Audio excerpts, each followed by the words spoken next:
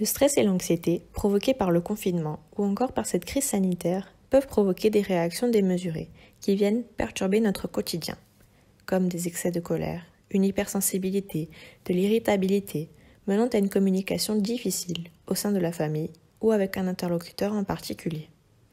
En tant que parents, nous pouvons imaginer que la situation soit d'autant plus difficile avec le possible travail à gérer, plus la charge des enfants. Cette vidéo vise donc à informer sur l'importance de l'écoute de ses propres émotions, mais également de l'expression de celles-ci, réalisée de manière constructive et positive, en évitant le conflit, pour permettre l'instauration d'un véritable dialogue. Les émotions sont des messagers qui nous alertent sur nos besoins physiologiques. Elles sont une réponse de notre cerveau face à l'environnement qui nous entoure. Les émotions sont intimement reliées à nos réactions et nos comportements physiologiques, tout comme le sont d'ailleurs nos pensées. En conséquence, avoir de plus en plus conscience de nos émotions peut donc nous aider à mieux gérer nos réactions face à une situation. L'expression des émotions est également importante. Elle permet de diminuer l'intensité des émotions et de prendre de la distance avec celles-ci. Cela permet également d'exprimer nos besoins et de trouver un moyen de les assouvir. En distinguant et en comprenant nos ressentis, nous allons pouvoir les reconnaître et les apprivoiser.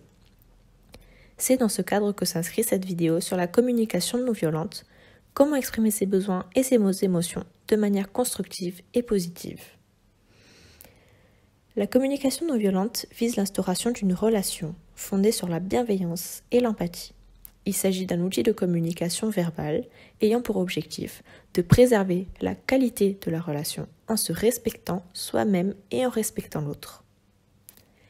Les émotions négatives éprouvées pendant le confinement peuvent engendrer des critiques, des jugements, des remarques désagréables au sein de la vie de famille qui viennent donc abîmer la dynamique relationnelle. Les outils présentés vont donc vous aider à construire, préserver votre relation avec vos proches, tout en commençant par un travail sur vous-même.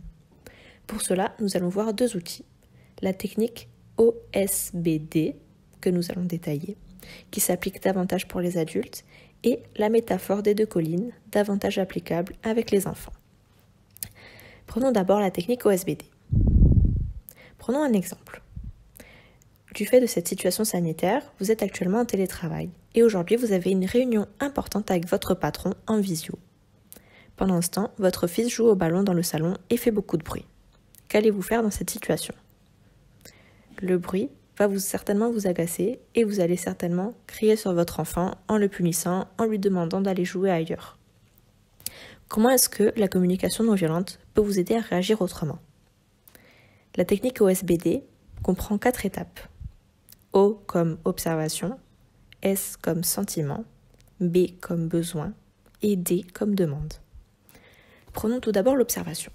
Il s'agit de décrire la situation de manière objective, exemptée de tout jugement, pour ne pas être dans la critique. Par exemple, je suis en appel visio avec mon patron et mon fils court partout dans le salon en jouant au ballon. Ensuite, le sentiment. Il s'agit d'exprimer ce qu'on ressent, mettre des mots sur nos ressentis et non sur les pensées qui les recouvrent. De même, il est important d'utiliser le pronom « je ». Par exemple, « Je vois que tu joues au foot et je suis en colère car je ne peux pas discuter de choses importantes avec mon patron ». En effet, l'utilisation du « tu » est moralisateur. Ça engendre un jugement qui accuse l'autre, ce qui peut donc générer un conflit et non un dialogue. Par exemple, « Tu m'énerves, tu m'empêches de discuter avec mon patron ».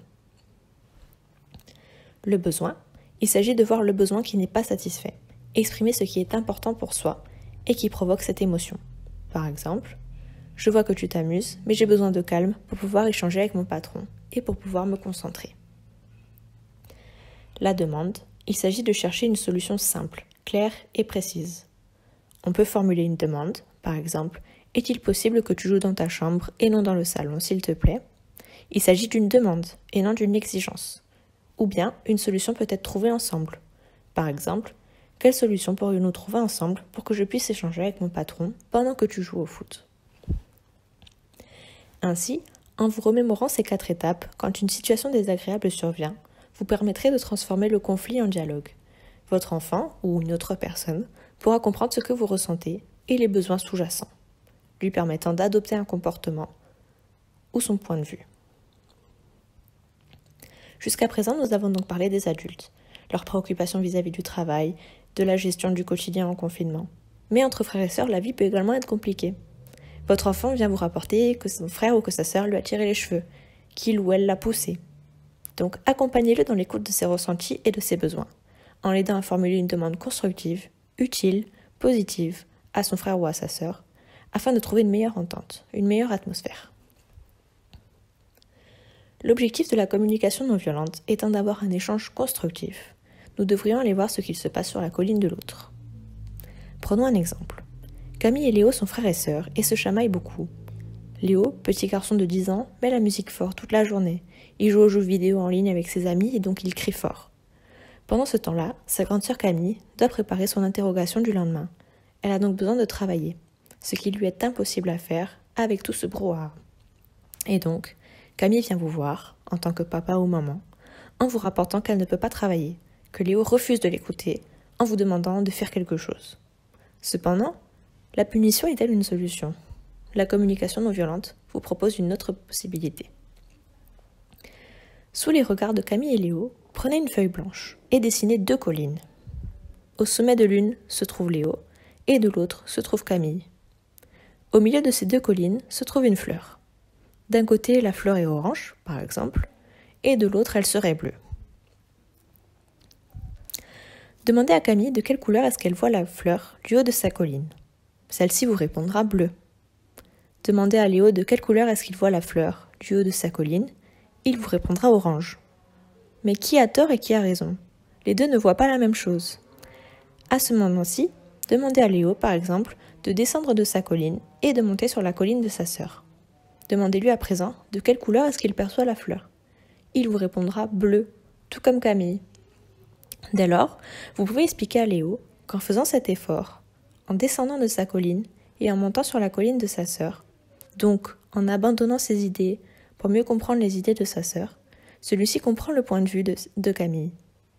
Vous pouvez donc ramener cela à la situation actuelle, qui est que sa sœur doit travailler pour son interrogation de demain, car elle est inquiète et souhaite obtenir une bonne note. Finalement, le changement de perspective peut également être réalisé chez les enfants, par le biais d'une illustration, en expliquant avec des mots simples et adaptés à leur âge. Cela permet de diminuer les accès de colère, les réactions excessives et démesurées, en accordant du temps à percevoir le point de vue de l'autre, l'accepter, le comprendre. La communication non violente demande de l'apprentissage et de la pratique. Il faut être patient. Dès que vous vous situez dans une situation désagréable, déroulez intérieurement les étapes au SPD, ou bien percevez le point de vue de l'autre en descendant de votre colline. Travaillez votre écoute afin de comprendre votre interlocuteur. La communication non violente s'avère utile pour cette période de confinement dans laquelle les tensions peuvent être davantage présentes. Mais au-delà, il y a une véritable utilité dans la vie quotidienne, à la maison